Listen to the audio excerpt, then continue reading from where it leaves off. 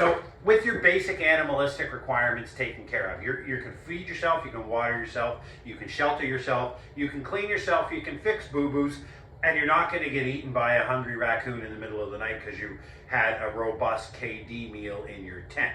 Those are animalistic requirements. You're good to go. Everything's sorted. Have yourself a great time. Now, there are a whole bunch of extras that make a canoe trip really cool.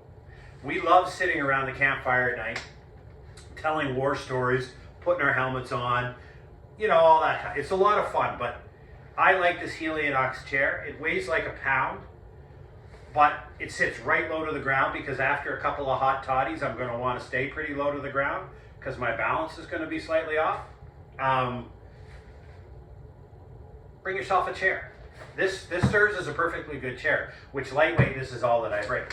If you're going to bring alcohol into the backcountry, okay, remember you have to pack it in. So never bring any non-reusable containers. So I usually use a hard side flask for whiskey, not the bottle it comes in, but a hard side flask. And then I usually put tape around the top because I don't want my single malt, which is going to be in my food barrel, to spill all over my breakfast and everything else and not be able to drink it at night, right? Beer is really difficult to bring. I've got a couple of friends that I've canoed with that absolutely love craft beer. So they bring one per night. So they end up bringing on a 5-day, they'll bring 5 craft beers, a different one each night. Wine, I've taken wine a lot of times in the backcountry. I just get a 1 liter collapsible bag, kind of like my water bag here. You can get collapsible bags in the store that look like this, and I just take the wine out of the bottle and put it in there. But again, every time you bring a liquid into the backcountry, it can spill in your gear and over your gear. So make sure this flask that has your liquor in it, or whatever other substance, is not going, if it spills somewhere that's not really going to bother you. Another thing is fire processing. If you want to do campfires,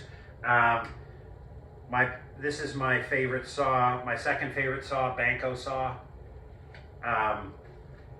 When I'm camping with other people, I'll bring a small hatchet. I don't bring a hatchet when I'm on my own in the backcountry, because swinging one of these things can be a recipe for disaster. And if you're solo, 50 kilometers away from help, I don't swing axes. I just don't bring it. So I bring a small saw, which is perfectly fine.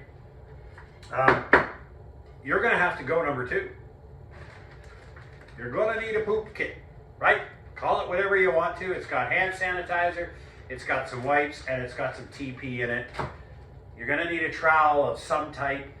There's lots of great videos. If you go to Backpacking TV on YouTube, they have great videos. And they've got a great video on how to poop in the woods. Have your kit. And have it pretty handy in your backpack.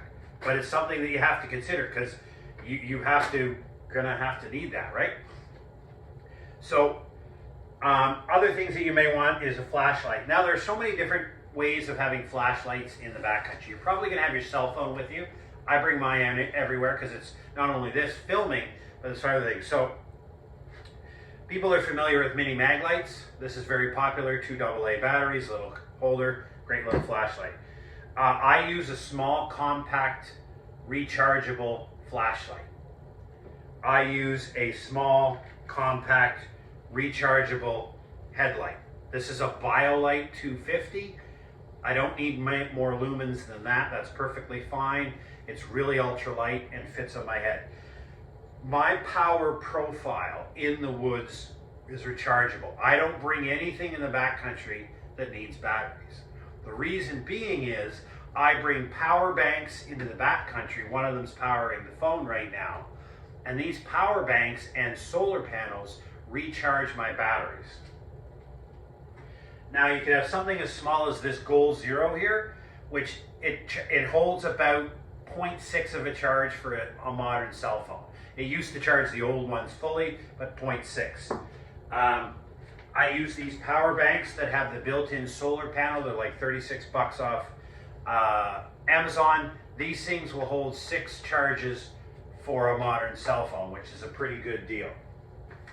I then also use, I have a Goal Zero fold out solar panel. Like, this is not a lot of watts, but the brilliance of this thing is that the solar panel is there. You can hang it from the tree, but it has all the built-in attachments for everything that you might need. So what you can do is you're paddling throughout the day. I lay this on the canoe in front of me, and it's recharging my batteries while I'm traveling throughout the day. And so I use solar power and backup batteries. I don't bring rechargeable or disposable batteries in the backcountry. I just think it's bad for the environment. Everything that I use goes off that. Some of the camera gear that I use, this is an old Hero 7, but I think it works brilliantly. I've got a bunch of attachments for it. I'll be bringing it for all those awesome folks on the canoe trip. I'm going to be doing some filming with my iPhone and this GoPro as a backup. I use and I just brought the boxes, you see a Garmin InReach Mini. This pairs with the smartphone, and what it allows me to do is there's an SOS button on there, and what happens when you use these SOS buttons is it goes to the local designated authority in the area, but the benefit of having a Garmin InReach or the InReach Mini is that you're able to have two-way conversation. So I can text a rescuer back and forth through the satellite communication device saying, this is what's happening, this is what I need, this is the conditions that we're in, and all the information, because otherwise what they get is you have to register it and pay a plan. So they know who you are, and they know where you are, and they know that you asked for help. They don't need if they need 2 people in a helicopter or a 10-party, 2-system massive search and rescue effort, right? So what that allows me to do is to make that emergency communication. Now, what it also allows me to do is I put it on a website, and anybody who I've given access to can track the trip. So they can follow in 30-minute or 10-minute intervals, however I set it. It will update the map as to my location, so my family, etc., can follow me. And depending on the plan that I choose, you can have up to unlimited 140-character text messages. So the old Twitter, remember when it used to be just 140 characters? I can pre-designated people, unfortunately, but I can set it up to where I can text my family, I reached camp at night, everything's awesome, we're having a great time, blah, blah, blah, whatever the message may be. My wife can say, you're a crazy nutcase, stay out there, don't come home. Whatever the message may be, we can send messages back and forth out of cell phone range. These things aren't cheap. They're almost $500, and an average monthly plan for unlimited is 60 Canadian. So you're not messing around, but I injured myself a couple of years back on a canoe trip on solo. I didn't have this. I had to self-extricate with a busted wrist on a canoe trip and carrying over portages. That was a rough 2 days to get my butt out of the backcountry, and after that story was told, this showed up as a present from my spouse. In other words, you're not going back into the backcountry unless you got one of these. But what I also use for downloading it is I use small SD cards, and I have a scan disc reader here. It just plugs into a USB, and I have a dongle that plugs into the iPhone, and the SD cards plug into the side. So I'm able to upload and download and store a whole bunch of data, so I can take hours and hours of video and then have love mentoring it. So the one other thing that I always bring with me on a canoe trip, and the last thing that I want to talk about, is a survival kit. I've made up a survival kit in this rough Cordura container here, this package.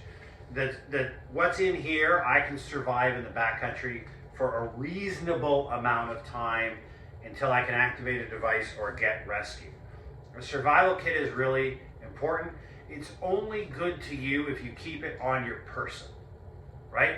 A survival kit in your backpack, in your canoe, is no good if you get ditched and your canoe floats down the river and your pack goes down the river and you don't get either one of them and your survival kit is in that. It's not any good to you. So your survival kit, however you make it up, and I'll do a separate video on this one, however you make up a survival kit, this sucker needs to be on your system, on your body, in your system. So if you use a life jacket with a bunch of pockets in it, that's what I generally try to do, is I put a lot of the stuff in there, or I just put this on my belt loop, or however you do it. But survival kit is important. We'll do it in a separate video. What I suggest should go in there. But whatever it is, those minimal survival tools you have, they need to be physically on your person. Your flashlight is no good if it's floating down the river and you ditch just as it's getting dark. How are you going to find proper shelter? How are you going to find firewood? How are you going to figure out where you're going and what's going on when you have no light because your flashlight is floating down the river, right?